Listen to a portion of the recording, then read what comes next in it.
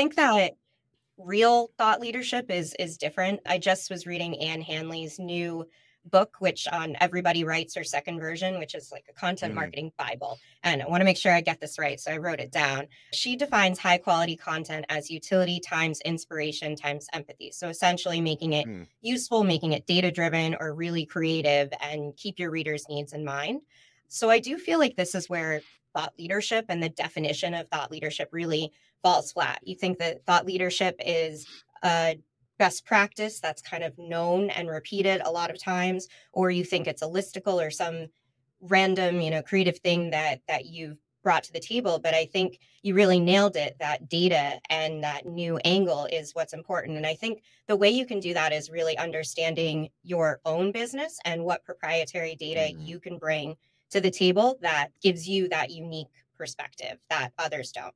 Yeah, 100%. Because presumably, if your business is any good, I mean, you have a perspective, right? Like you have a Exactly. reason that you're Yeah. doing what you do, and you have useful data, whether you're sort of aware of it or not, right? It might be Right. like Right. it might be the knowledge and experience in the heads of your people or yourself, as or whatever.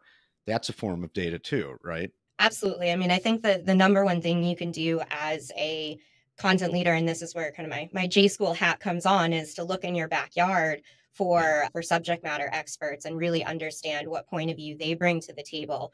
And especially if you, for example, at Reward Gateway, we sell to HR. That's our Hmm. main buyer persona. That's who we really want to target, are people that are trying to connect to their employees through reward recognition, communications.